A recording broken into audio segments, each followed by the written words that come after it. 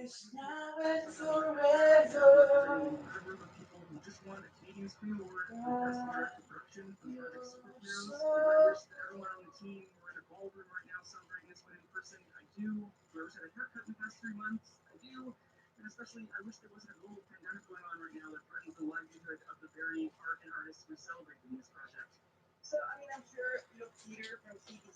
Bum bum bum.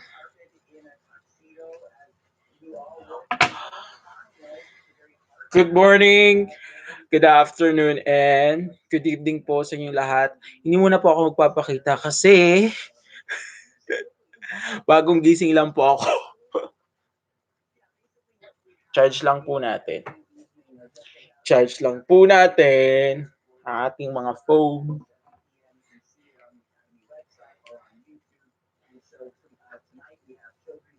It's 6:24 po in the morning here. So, yep.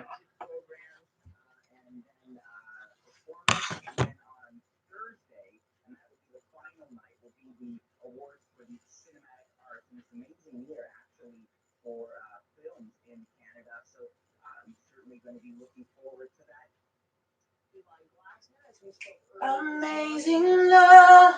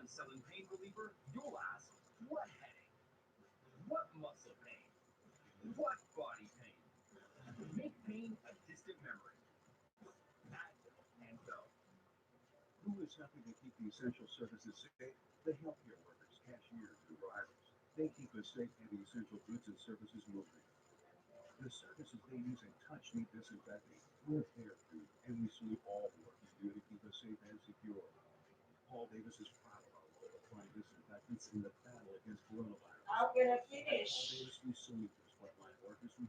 Oh, like this forever.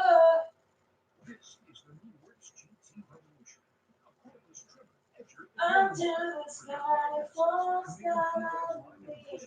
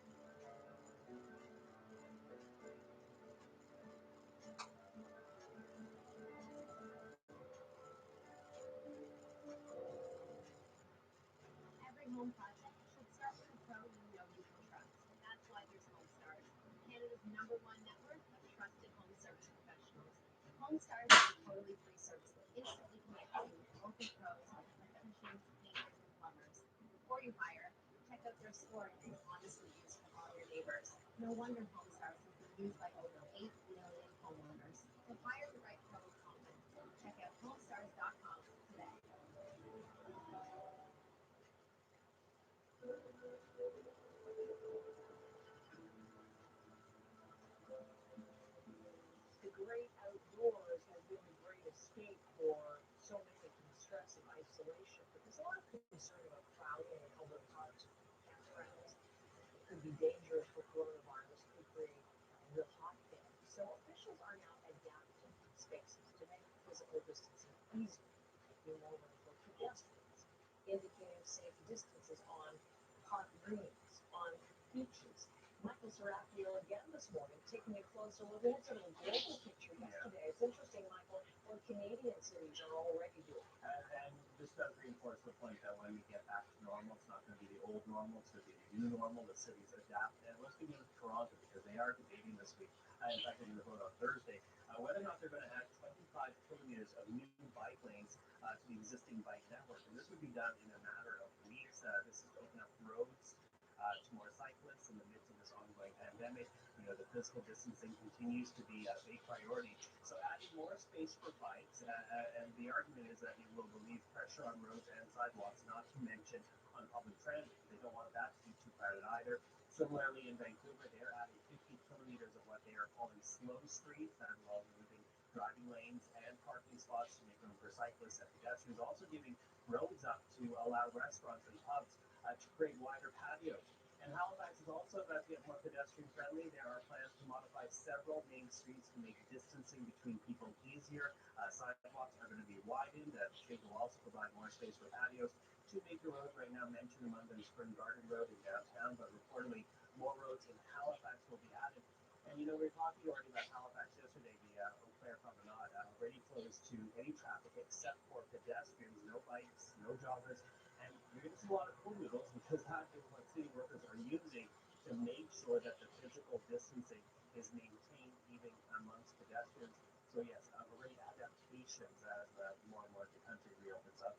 Well, I thought it was interesting. Yesterday, you were telling us about these social distancing circles that a couple of cities in the United States are trying out. This is the one in Brooklyn. You can actually see them on the park space. And when you mentioned Toronto, Michael, this is one of the things that they're looking at, contemplating seriously this week ahead of that Thursday City Council meeting, where they want to have some recommendations for keeping people safe to avoid those scenes in Trinity Park. Yeah, and New York City said with this one park, it only took a 99-cent can of like spray paint to make that happen. Well, there you go, cost effective as well, but it's pretty clear where you can sit. Given that framework, those are the kinds of ideas that are really gaining in acceptance, I think, and indeed popularity, Yeah. and our viewers are weighing in too. That's like we've asked them whether or not road space should be given up to other priorities. Yes, is one answer from Evan Van Dyke. Take a look what he sent to me on Twitter. He said, there's a lot of these cyclists out there right now, and I've noticed some of them using the sidewalks. We should make it safe for them to use the roads, whether new or experienced, young or old. Separated bike lanes on every road is the argument he's making. Dichonia, well, she sent this message on Facebook. She says if cycling infrastructure existed to make it safer, more people would cycle. I'm also in favor of turning golf courses into parks. People living in places with high density are suffering the most during COVID. So, not only the adaptations that's now being debated in cities, but further suggestions there from one of our viewers at it. Very interesting, Michael. Thank you very much, and thank you to everyone who wrote in with those thoughts and suggestions. Here is a city thinking outside the box. This is an art installation in Seoul. Enormous 3D waves. They're projecting them onto one of the world's largest screens. So it's a bit of a diversion for South Koreans wishing they could be on the beach. The Korean government has eased up on physical distancing restrictions, but it's still going to be some time before people can travel freely. So simulations like this will have to do for the foreseeable future. This is CBC News Network.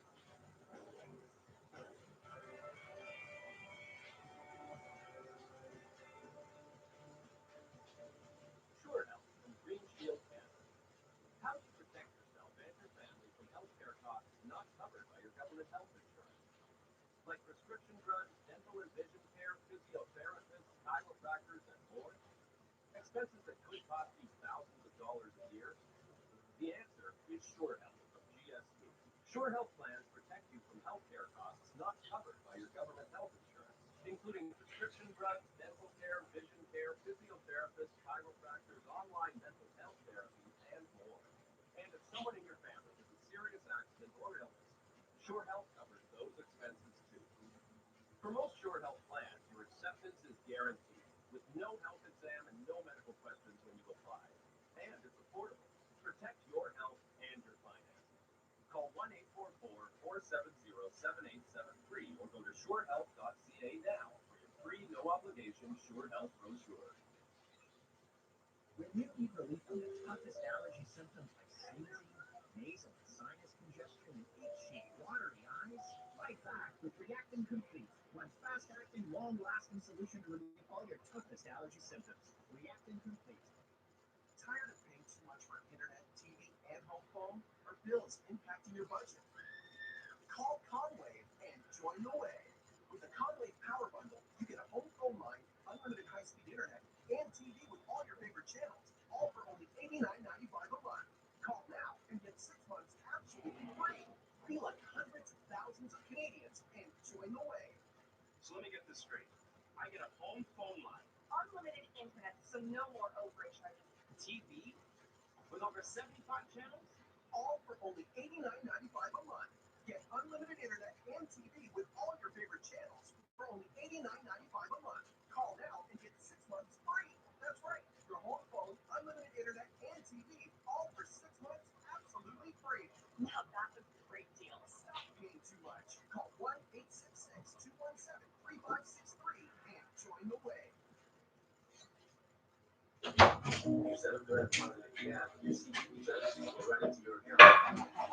Cause now we're back together, together. I wanna show you. Kaliligo ko lang po. My heart is also true. And all the love I have. Yeah. Hello po, dan na po. Good morning. Good morning po, Pantinapay. Twin Twin. Shout out. Hello, Villamore Farm.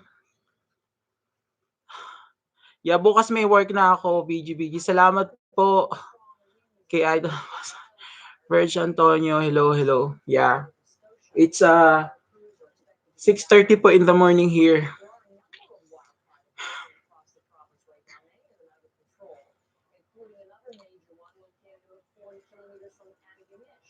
Antigonish.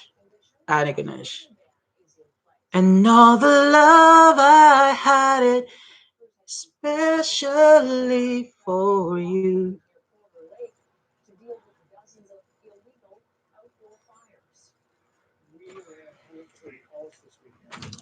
Dali guys ah.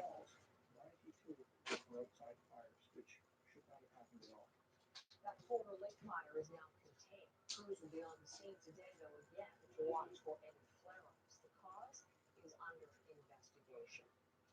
A special police task force is scheduled to release a major video announcement next hour on a turf war that has been gripping the towing industry around Toronto for nearly 3 years. As John Lancaster reports, this is a story of murder, arson, and intimidation. Police call it a highly lucrative but cutthroat business that sparked a deadly turf war among tow truck operators across the Greater Toronto area. 30 tow trucks have been torched, 4 drivers murdered, as well as dozens of extortions and robberies. CBC News has learned that a special task force, including Toronto, York, and provincial police, was quietly set up to tackle the violence. Numerous arrests have recently been made, and police will detail who and what is allegedly behind the violence. Even getting to a crash scene has become increasingly dangerous. Some towing companies using so-called blockers to slow the rivals off the road. John Henderson is with the Provincial Towing Association of Ontario and is pushing for better controls over the industry. It's gotten to the point where Could be as much as 60% of the towing industry in the GTA is run by criminals. Henderson says even the office of the tow company's lawyer was recently set ablaze. As for who's been arrested and what kind of charges they're facing, we'll find out more about that later this morning. John Lancaster, CBC News, Toronto. Indeed, in just a few minutes, 9 o'clock Eastern, so just about 20 minutes from now, here's what we expect to get from York Region Police. Because of COVID 19, it's not the typical police news briefing that we're accustomed to seeing. It's going to be a video release. We expect there will be video, pictures, interviews with officers, and actually, media officers are going to ask and answer some questions. So we'll be listening live or watching for that video release, and we'll bring you the content as it breaks. Stay with us for more on that from CBC News Network. The Supreme Court of British Columbia tomorrow will deliver a decision that could determine the fate of Meng Wanzhou, the Huawei chief financial officer. The decision is major. It centers around the issue of double criminality, whether the charges she faces in the United States are also considered a crime here in Canada. If the court rules they are not, Meng could walk free. A recent photo shoot suggests she's feeling confident ahead of tomorrow. Laura Lynch has the exclusive photos and details. She certainly looks like a winner. Mom Wanzhou fighting extradition to the U.S. during a staged photo shoot on the courthouse steps Saturday evening. But Abby's efforts to adjust her ankle bracelet instead give way. Despite the smile, she's still under house arrest, awaiting judgment on Wednesday.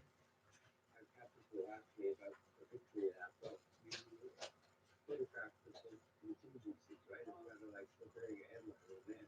You'd think she'd keep a lower profile ahead of a ruling that could set her free or keep her under house arrest for months to come. In that sense, the stakes are high for a case that's drawn international attention. The judge has the responsibility to either commit or to dismiss. Those are the only two options the judge has. Cause now we're back. Mom's been in detention at home for 18 months. Okay, guys. Each day of the hearings, Mom swept into court with her security guards in tow. Inside the courtroom, her lawyers argued the charges she faces in the United States, fraud and violating sanctions on Iran, Get don't together. constitute a crime in Canada. Crown prosecutors, though, say her actions allege Together. an offense in both Canada and the United States. In the midst of Salamat a po long sa limang trial, nag-thumbs two up. Canadians, Chores and Michael Colbert, remain in Gising ko lang, grabe. where they will Ligo agad. after months arrest. The Prime Minister says China's efforts to leak their fake lungs won't influence the courts here. We will continue to follow and uphold the independence of our judicial system while we advocate for the release of the two Michaels who have been arbitrarily detained by China. Mung's lawyer won't talk about his client's apparent victory photo shoot or her case ahead of the ruling. Only then will they know whether she'll be smiling like this for all the cameras or return toward house arrest. Laura Lynch, CBC News, Vancouver. Cause Update you on a situation. We're getting new information from the Department of National Defense. More of the service members testing positive for COVID 19. 36 now positive cases among the military who are deployed to long term care homes in Ontario and Quebec. 22 positive cases in Quebec, 14 in Ontario. That's up from 28 last week and from 5 the week before. So numbers increasing. We've heard from DND that they are testing regularly, that they are following strict safety protocols. But the 1,700 military members are working there to make up for staffing shortfalls and help out in these long-term care facilities and increasing numbers of their members testing positive themselves. You're watching CBC News Network.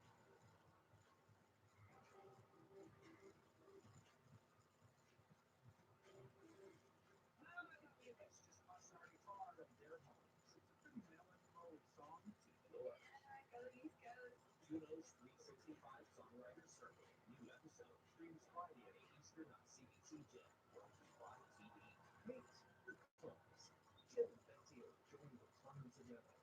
Those are living their best years with reduced financial stress, doing all the things they love, thanks to Chip.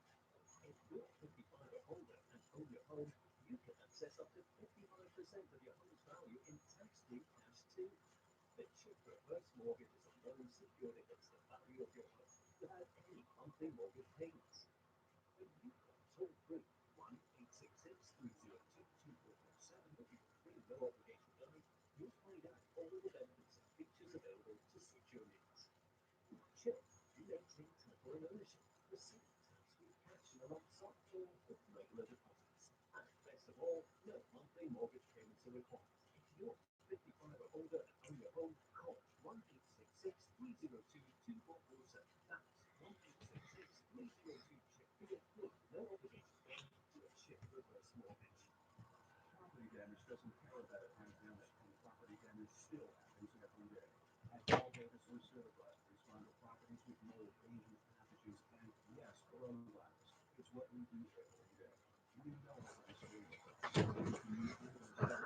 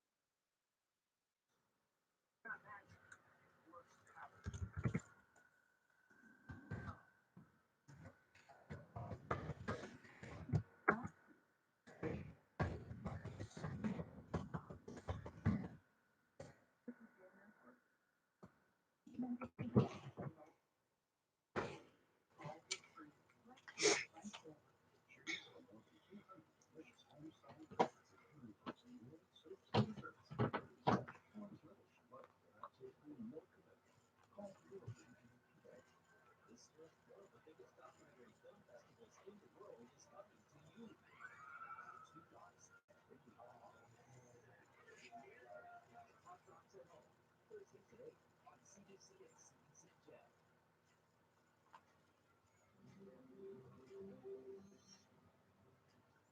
A live shot there of the White House this morning, the day after the Memorial Day holiday.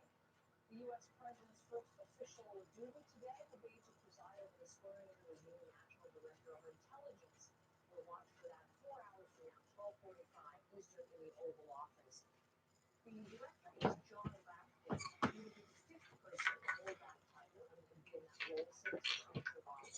A controversial choice. Critics say he is the least qualified national intelligence chief ever. Trump is also courting controversy in his own party, threatening to move the Republican National Convention in August out of Charlotte, North Carolina. The social distancing rules in that state mean there won't be a full house. Let's go to Washington and our senior Washington editor, Lindsay Dunkov, with more on this. Morning, Lindsay. Good morning. So the president is directing the spreads to essentially move the convention out of Charlotte, North Carolina, and its Democratic governor. In a series of tweets on Memorial Day, Donald Trump said that the governor is still in a shutdown mood and said that if that didn't change, the RNC would look at taking the convention somewhere else. These are huge events, Heather. At the previous conventions in 2016 and each of them, Hashtag yeah. Democrat and Republican, there were more than 50,000 people. And it's not just the crowds that are cheering inside the arenas for the speeches and the entertainment.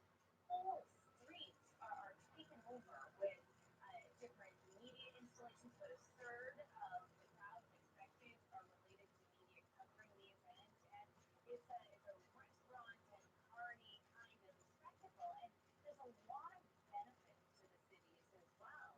In fact, it's estimated that in 2016, the cities that hosted the convention received $180 million worth of benefits. So for cities like Charlotte and for a state like North Carolina, the calculation to make here is it's worth sacrificing all of that potential business for the coronavirus.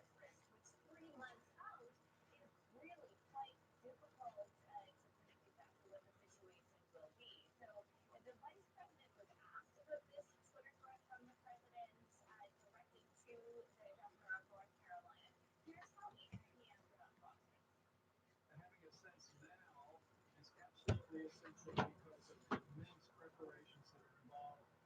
And we look forward to working with Governor Cooper, getting a swift response, and if needs be, moving the national convention to a state that is farther along on the reopening and can say with confidence that we can gather there.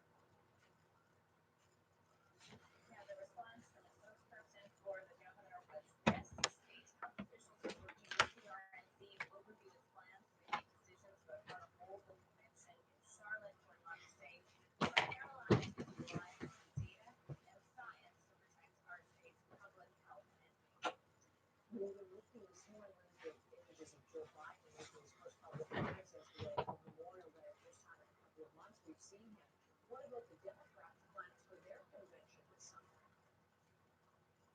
They've already moved it from July to August. It was taking place a week before of the Republican convention, and there is more indication that the Democrats are closer to moving towards something that would be virtual.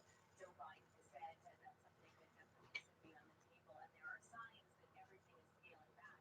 CNN is no longer taking over one of the event centers that they had planned to be part of for all of their broadcasts. What this shows, Heather, is the way that this coronavirus response is dividing across the United States, whether you're Republican or whether you're Democrat.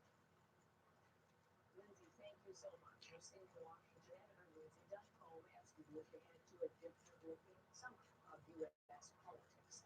Speaking of different looking, the New York Stock Exchange is set to reopen in the next hour. It's trading for this morning. It has been closed to traders since March the 23rd. So, Scott, let us know how things are going to be different as of today. Yeah, there's been a variety of changes, but no doubt there's a lot of symbolism involved here after a long Memorial Day weekend. A lot of people might see the trades come back and forth, but lots of changes. As you mentioned, for one, only a quarter of the trade is being allowed back onto the floor. Social distancing rules will be in effect 6 feet apart. There you can see the images of the empty trading floors, the mask like that, so you'll always have your mask or sanitizing stations, but also be plexiglass barriers. There'll be mask required. Traders will also be required to avoid public transportation and even just get in. There's what's called now an intermittent wellness check. This is where temperatures are being taken. There'll be surveys as far as the health of trades entering the building as well.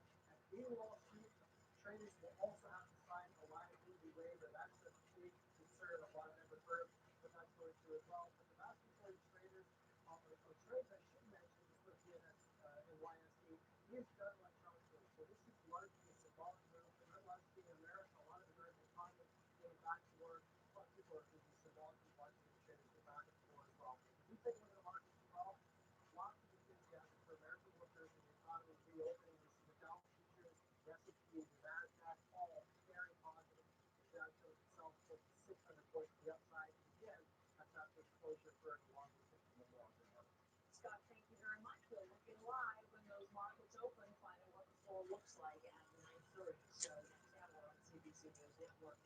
Here's a live shot I don't think we've ever had for you before, but isn't this beautiful? This is Hanson Island in British Columbia. And watching this water, don't you just think you're going to see a potable or visit any moment? In fact, this is the heart of the summer range for the northern resident killer whale, as a matter of fact, and they study the killer whales there on Hanson Island. Looking at BC and talking about how the province opened up registration for its campgrounds yesterday. So many people signed up, but once the system crashed, they have made camping and the whole campground experience safe. Physical distancing, how have they done? We're going to find out later in the next hour on CBC News Network. So stay with us for that. Beautiful BC there this morning.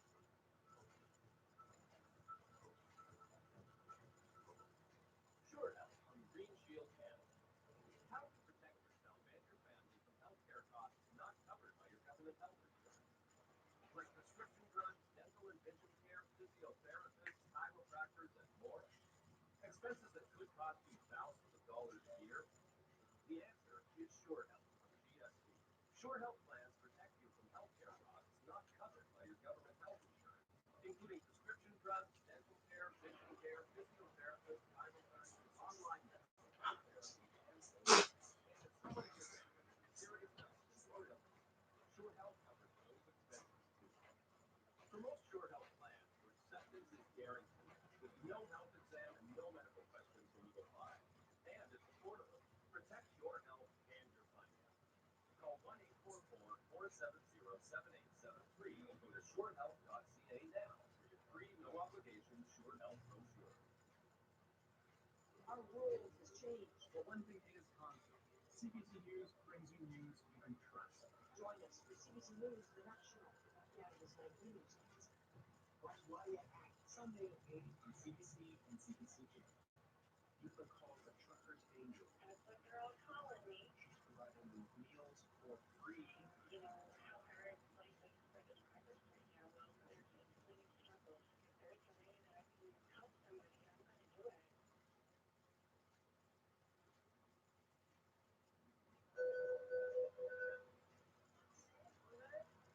Order up for donuts. Thousands of orders for donuts. Look at this in Vancouver, people lining up in their cars for the traditional treat of the PNE, the Pacific National Exhibition, the mini donuts. It's known as the monster of the fair food circuit. But the PNE's been canceled this year because of COVID-19. So they said, well, let's get this pop-up donut shop going. Am I making you hungry, Chris, as you watch this? I know. And they had this drive-through over the weekend. It was so popular. It kept it going right through yesterday, Chris, until 10 o'clock Eastern, so 7 p.m. And they were lined up. No, for little sugar high. That's incredible, these pictures. Do not worry. Do not worry. There you go. That's our slogan for today, I Chris. love it. I love it. I'm all for it. I wish I could Homer Simpson it. Oh, What do they put them in? Do they put them in sugar? Are you seriously excited? It's appealing. It really is. Yeah, it feels like summertime fair weather for much of the country, but boy, not necessarily where the next one is going to be. absolutely. Some areas are going to feel like the middle of July. By the way, quieter weather in Vancouver, getting 10 millimeters of rain yesterday. The turbulent freezing rain and snow now. Heavy rain warnings in northern Manitoba tonight through tomorrow. And so you've got the risk of freezing rain in the north. We've got this low pressure system now. A lot of this is just noise. That's not actual rain, but it's some forward sweep current moves out towards Saskatoon, Prince Albert. And we were just moving on the west side of Winnipeg, or Edmonton, pardon me. Those are rain showers. So you need to bring the umbrellas. The heaviest rain today and tomorrow will be near and north of Toronto Montreal. area police to give info on how truck crime wave. From the south of Calgary and through Sulphur's Hill until Yes, Regina I'm and just so studying. far today, I'm cloudy and ready. dim. Temperatures cooler than yesterday across Alberta as well. Manitoba in the south still dry and mild, but mostly dry across British Columbia's interior and coastline. By way of comparison, in Ontario, Quebec, it's the heat alert Amazing and love, clouds. A good depiction of that front is Kenora, Ottawa, where we're wholeheartedly. seeing the showers and the thunderstorms. South of there, the heat, the risk of thunderstorms building today, and the additional threat of lake freeze, a cold front, cool air from the lakes colliding with the warm air over land could produce inland thunderstorms, potentially severe with heavy rain.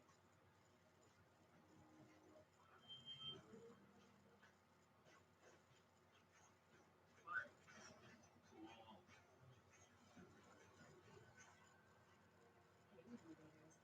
Time to dream bigger. Okay, reading. Weekend is still unsettled. And although the concern about condo properties with mold and potentially asbestos is what we do every day, we know that responsible homeowners are taking the anti-shelf safe, using health and health solutions like mosquito spray in your property damage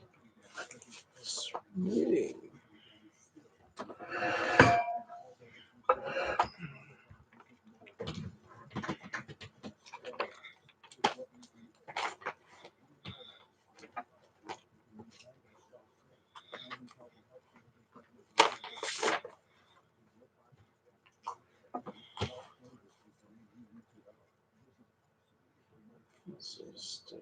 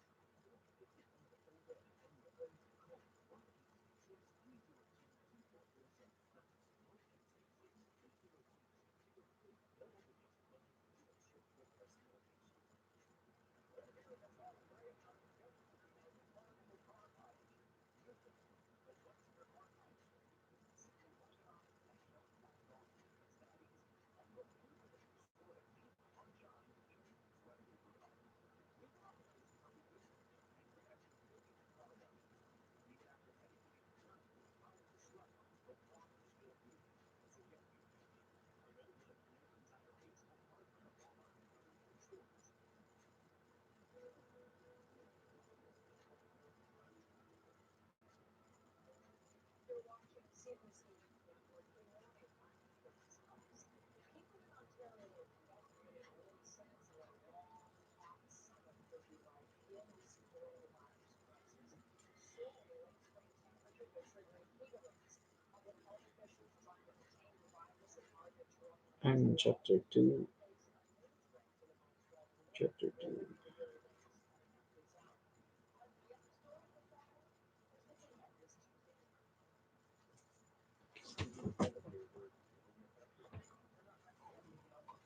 morning. Canada pushes to ramp up COVID-19 testing, but the messaging from the province is causing some confusion.